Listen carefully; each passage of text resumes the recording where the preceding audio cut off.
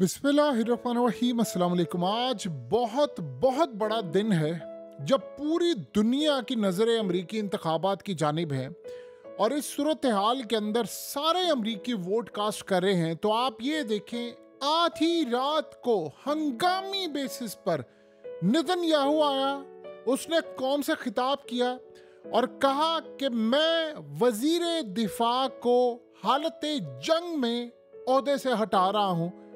और इस सूरत हाल में उसने कहा कि मेरे उसके दरमियान जो मामला तो खराब हो चुके हैं, अब हम ये जंग इस तरह नहीं लड़ सकते जिस तरह ये चाह रहा है, लिहाजा मैंने इसको हटाया। जब ये सूरत हाल हुई है तो उधर आप देखिए कि ट्रंप ने उसी वक्त ऐलान किया है अपनी कौम को।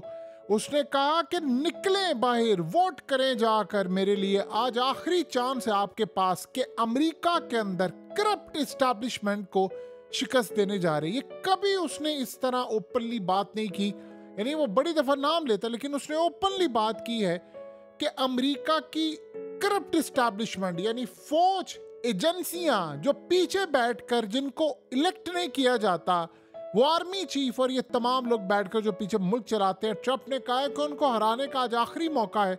और जैसे ही ट्रंप ने ये बात की उसी वक्त आप ये देखिए कि यही करप्ट एस्टैब्लिशमेंट थी जिसने ट्रंप की बीवी के बारे में कहा।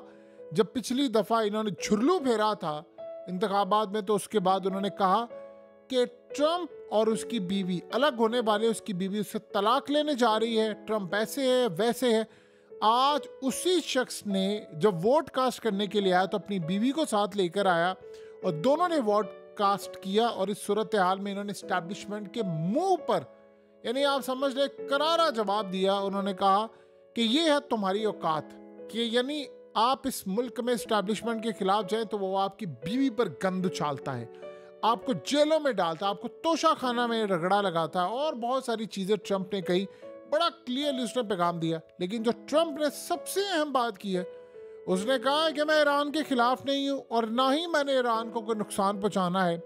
मैं चाहता हूँ कि ईरान कामयाब हो। जरा आप स्टेटमेंट सुनिएगा ट्रंप की। मैं चाहता हूं ईरान कामयाब हो, बस हमने उसको एटमी ताकत नहीं बनने देना। ये इतनी बड़ी स्टेटमेंट उसने कह दी है उस वक्त जब अमेरिका में इंतखाबात हो रहे हैं। यानी अमेरिका की इस्टेब्लिशमेंट, इजराइल की इस्टेब्लिशमेंट, इंटरनेशनल इस्टेब्लिशमेंट सब हिलकर रह गए हैं। क्योंकि आप ये सोचें, ईरान को हवा बनाकर रखा था और ये असल में ट्रंप ने पैगाम आयतुल्लाह अली खामनाई को डायरेक्ट दिया है। ये असल में आयतुल्लाह अली खामनाई को डायरेक्ट पैगाम दिया है कि हमने ईरान, यानी तुम पर हमला नहीं करना, तुम्हें नुकसान नहीं पहुंचाना, हम तुमसे दोस्ती करना चाहते हैं, हम तुम्हारे साथ चाहते आगे, बस हमारी शर्त ये है कि हमने तुम्हें एटमी ताकत नहीं बनने देना। देखिए, एक बात ज़हन में रखिएगा, ईरान का एटमी ताकत बनने का कोई प्लान नहीं था। वो तो ऑलरेडी कह रहे थे अमेरिका से कि भाई ठीक है, आप हमसे डील करें, हम एटमी ताकत नहीं बनना चाहते और आप हमें पैकेज दें, यानी $150 अरब का पैकेज और ये सारा कुछ, और हम अपनी मैशत को चलाएं, पाबंदियाँ हटाएं, और ठीक है। वो तो बल्कि खुश थे, बल्कि उनकी कौम खुश होगी कि भाई सारी सूरत हाल में आगे चले।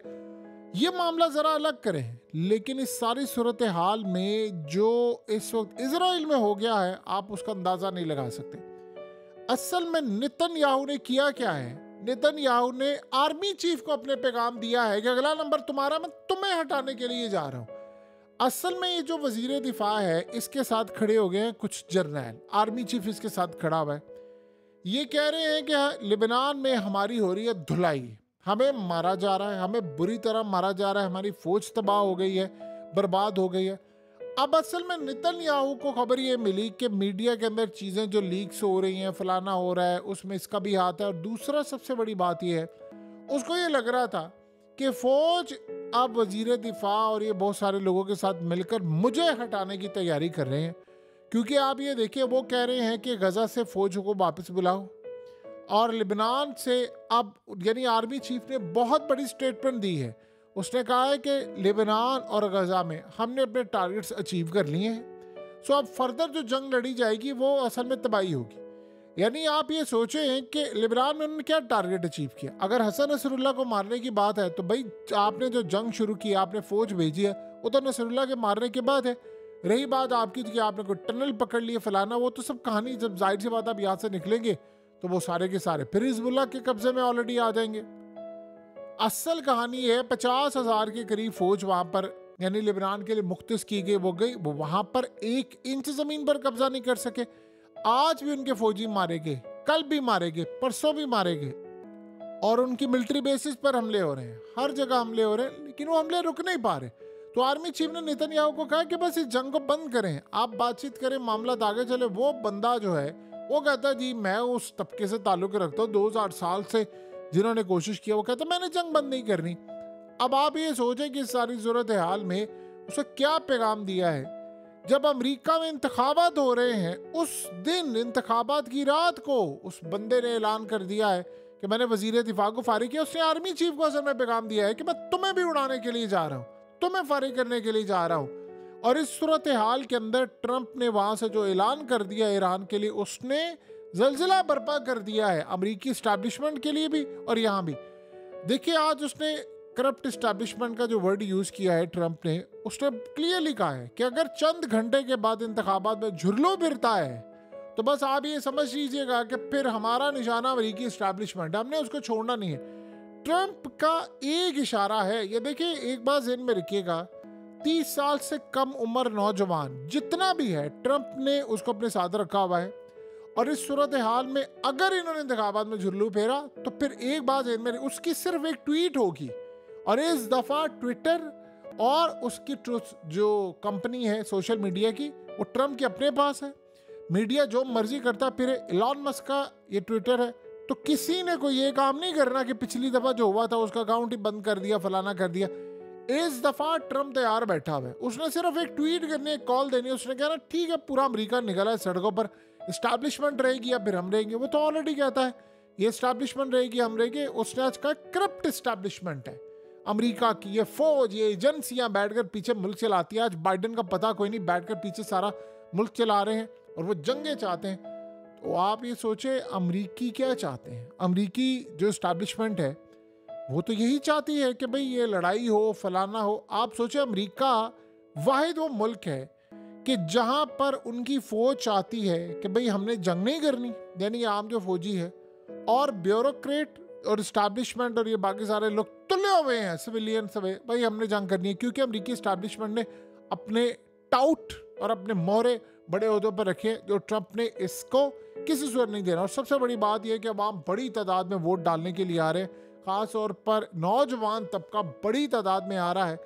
और इस सूरत हाल में जो 8 स्विंग स्टेट्स हैं वहाँ से अब लेटेस्ट जो पोल आया है उसमें पता ये चला है कि उस पोल का खेल बड़ा क्लियर है कि ट्रंप वहाँ से भी जीत रहा है। और इस सूरत हाल में अगर वहाँ पर इन्हें झुर्लू फेरा तो फिर ट्रंप है और अवाम है और फिर सड़कें हैं और सब कुछ है।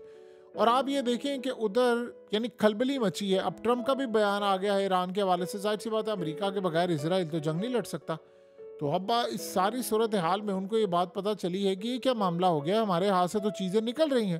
तो उन्होंने वहाँ पर उस बंदे ने सबसे पहले तो उसको बारी किया और अपने आर्मी चीफ को पैगाम दिया है कि तैयार है ना, अगला नंबर तुम्हारा। अगर कोई ये समझ रहा है कि मैं दौरान जंग वजीर दिफा को चेंज नहीं करूँगा, मैं जर्नलों को भी उड़ा दूंगा, मैं आर्मी चीफ को भी फारिग कर सकता हूँ। और किसी को किसी गलत फहमी में नहीं रहना चाहिए कि फलाना हो जाएगा, ये हो जाएगा। कल आपको पता है कि नेतन्याहू ने आर्मी चीफ को खत भी लिखा, ओपनली उसने कहा ये मेरा ऑर्डर है, ये काम तुमने करना है। इस सूरत हाल में लड़ाई रूज पर चली गई है।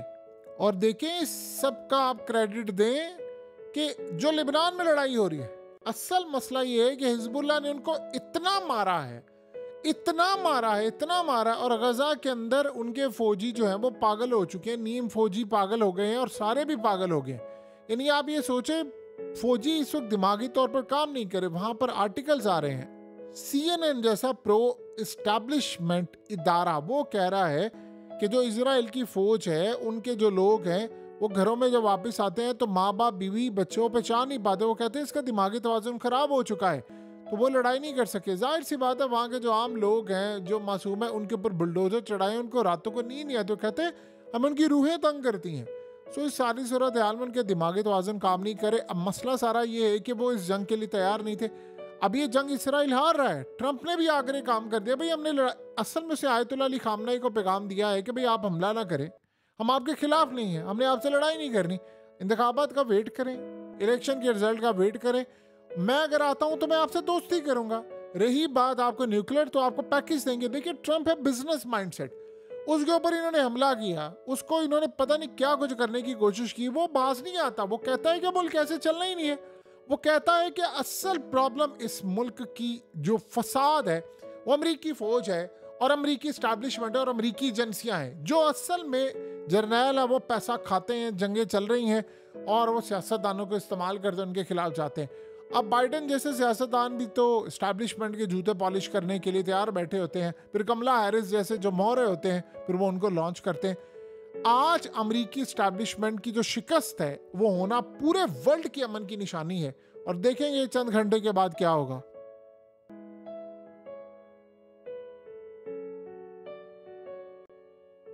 हकीकत टीवी को सब्सक्राइब करना मत भूलें, वीडियो को लाइक करें, शेयर करें और कमेंट सेक्शन में अपनी राय का इजहार जरूर करें।